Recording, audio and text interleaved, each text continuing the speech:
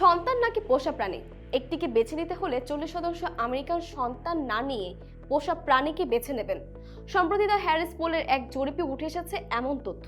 জরিপে অংশ নেওয়া 21% মানুষ সন্তান নেওয়ার পক্ষে মত দিয়েছেন, আর 39%ই দুটিই চান বলে জানিয়েছেন।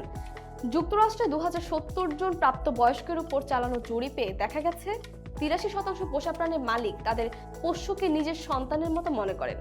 জেনজি ও মিলেনিয়ালদের 55%-এর মতে সন্তান ছাড়াও পোষা প্রাণীকে কেন্দ্র করে পরিপূর্ণ জীবন গড়ে তোলা সম্ভব। এমনকি 54% সুযোগ পেলে নিজেদের সম্পত্তি পোষ্যের নামে রেখে যাওয়ার কথাও জানিয়েছেন। সন্তানের বদলে পোষ্য বেছে নেওয়ার পেছনে সবচেয়ে বড় কারণ হিসেবে উঠে এসেছে জীবনযাত্রার অনিশ্চয়তা ও ব্যয়ের চাপ। 45% মনে করেন সন্তান লালন পালন উপযোগী পরিস্থিতি তাদের নেই। অন্যদিকে 35%-এর কাছে পোষ্যের যত্ন নেওয়া সহজ, 32%-এর কাছে তা তুলনামূলক কম ব্যয়বহুল এবং 28% মনে করেন এতে দায়িত্বও কম।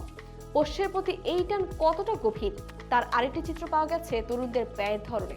পোষ্যের খরচ চালাতে 61% বাইরে খাবার খাওয়া কমিয়েছেন, 45% কেনাকাটা কমিয়েছেন এবং 37% অতিরিক্ত কাজ নিয়েছেন।